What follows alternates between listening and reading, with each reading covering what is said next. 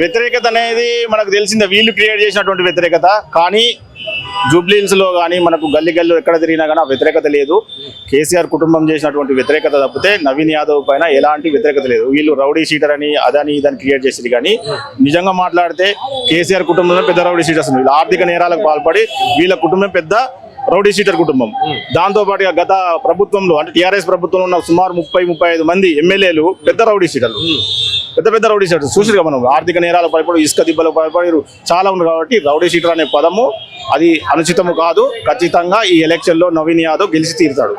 అంటే బాగా చెప్తారు కాంగ్రెస్ పార్టీ మీద వ్యతిరేకత ఉంది కాబట్టి కేసీఆర్ మీద సానుభూతి ఉంది, సో మాకంటి మీద సానుభూతి ఉంది కాబట్టి బీఆర్ఎస్ గెలుస్తుంది, బీఆర్ఎస్ ఓట్లు వేయించుకుంటామని ప్రజలు అంటున్నారు అని చెప్తారు కదా. అఫ్ కోర్స్ మాకంటి నీకు సానుభూతి ఉన్నప్పటికీ కూడా మేము ఇప్పుడు ఏమంటున్నామంటే వారికి అవకాశం ఇచ్చారు 3 సార్లు. ఇప్పుడు నవీన్ అన్నకు బీసీ బిడ్డకు ఒక అవకాశం ఇవ్వాలి. ఇతడు కూడా నేను చేస్తా అంటున్నా కాబట్టి అవకాశం ఇచ్చి మనం చూడాలి. అంతేగాని ఇంకా కూడా ఆంధ్ర వ్యక్తులకి ఆంధ్ర వాళ్ళకి ఓటేయడం అనేది సముచితం కాదు. కాంగ్రెస్ ప్రభుత్వం అధికారం నుంచి వచ్చినటువంటి చాలా మంచి పథకాలు ప్రవేశించింది. మహిళలకు బస్ ఫ్రీ. నిజంగా చూస్తే ఈ రోజు హైదరాబాద్ లో ఈ జూబ్లీహిల్స్ లో పేదలు ఒక చోటు నుంచి ఒక బస్ ఎక్కిపోవాలంటే 10 రూపాయల నుంచి 20 రూపాయలు ఖర్చు పెట్టాలి. కానీ దాని ఫ్రీ వల్ల వాళ్ళు ఏదైతే చేసుకుంటారో చిన్న లేబర్ పనులు ఆ అమౌంట్ మిగలడం వల్ల కుటుంబం ఆర్థిక భారం కాకుండా ఉంటుంది. సో కాబట్టి ప్రభుత్వం ప్రవేశపెట్టినట్టు సన్నబియ్యం కావచ్చు, రేషన్ కార్డులు కావచ్చు, లేకపోతే సిలిండర్ పథకాలు కావచ్చు, పెన్షన్ పథకాలు కావచ్చు, ఏదైనా సరే ఈ అందుకున్నటువంటి వ్యక్తులు నవీన్ యాదవ్ అన్న వెంటనే ఉన్నారు. అనేది ఆంధ్ర వ్యక్తికి ఓటేయొద్దని మీరు అంటారు కానీ ఆంధ్ర వ్యక్తి యొక్క ఎన్టీఆర్ విగ్రహం చౌరస్తలో పెడతాను రేవంత్ రెడ్డి మరి అది ఎట్లా అని అడుగుతారు. అంటే ఒకటి ఎన్టీఆర్ మన ప్రాంతానికి చేసిన ఒక సేవతోటి పెట్టాలని అంటారు. కానీ ఇక్కడ చూస్తే ఈ అతని అంటే తండ్రి పోతే కొడుకు, కొడుకు పోతే భార్య అనే వారసత్వాన్ని ఖచ్చితంగా దించాల్సిందే. ప్లస్ రెండోది బీసీ బిడ్డకు రాక అవకాశం వచ్చింది కాబట్టి బీసీ సంఘాలుగా, బహుజన సంఘాలుగా, సబ్బండ వర్గాలు అందరం కూడా దగ్గరుండి గెలిపించుకుంటాం.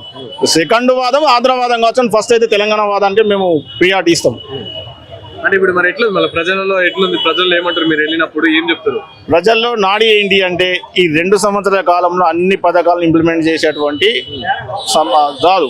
సో కాబట్టి కొంత లేట్ అయినప్పుడు కూడా అన్ని పథకాలను ఇంప్లిమెంట్ చేస్తే ఒక సంతృప్తి ఉంటుంది. దాని దిశగా రేవంత్ రెడ్డి గారి దృష్టిలో కూడా ఉన్నాయి. నెక్స్ట్ ఇంప్లిమెంట్ చేసే పథకం ఏంటి అంటే మహిళలకు 2400 పథకం, మహాలక్ష్మి పథకం. సో అది ఖచ్చితంగా అమలు చేస్తారు. అది అమలు చేస్తే చాలా అర్చనీయంగా జరుగుతుంది. ఎందుకంటే మహిళలందరూ ఎదురు చూస్తారు వాస్తవానికి. మేము విద్యార్థులు మేము కూడా ఏం ఎదురు చూస్తున్నాం అంటే నోటిఫికేషన్లు గ్రూప్ 1 కావచ్చు, గ్రూప్ 2 కావచ్చు, గ్రూప్ 3 కావచ్చు, లేకపోతే JL DL కావచ్చు. గత 15 సంవత్సరాల నుంచి ఒక DL రాలేదు. 2011లో DL వచ్చిందంటే ఇప్పటి వరకు డిగ్రీ లెక్చర్ రిక్రూట్మెంట్ లేదు.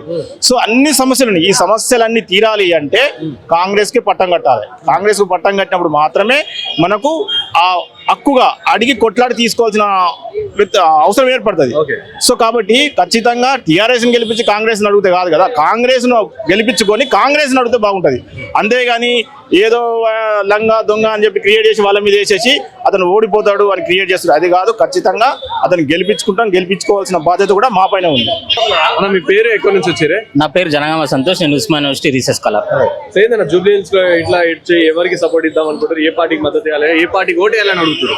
నేను ఒక బహుజన బిడ్డగా, దళిత బడుగు బలహీన వర్గాల ప్రతినిధిగా నేను బడుగు బలహీన వర్గాల ఒక బీసీ బిడ్డ అయిన నవీన్ యాదవ్ గారికి మద్దతు ఇవ్వాలని నేను మద్దతు ఇస్తూ ఎందుకంటే నవీన్ యాదవ్ గారికి ఎందుకు మాగంటి ఉన్నారు, లంకాల దీపక్ రెడ్డి ఉన్నారు, మరి వాళ్ళకి ఎందుకు చెప్తారు? నవీన్ యాదవ్ ఒక బడుగు బలహీన వర్గాల ప్రతినిధి, ఒక బీసీ బిడ్డగా వాళ్ళ నాన్న ఏదైతే శ్రీశైలం యాదవ్ అవుతారో వాళ్ళ వారసత్వం నుంచి కూడా ఇక్కడ ఉండే ప్రజలకి ఏ అవసరం వచ్చినా, ఏ కష్టం వచ్చినా నేనున్నా అని చెప్పేసి గుణం ఉన్నది కాబట్టి, వాళ్ళ ప్రజలకు మంచి చేసే గుణం ఉన్నది కాబట్టి, అట్లాంటి వాళ్ళకు ప్రజలకు సేవ చేసే అవకాశం ఇవ్వాలి కాబట్టి దానిలో భాగంగా నవీన్ యాదవ్ సపోర్ట్ చేయాలని.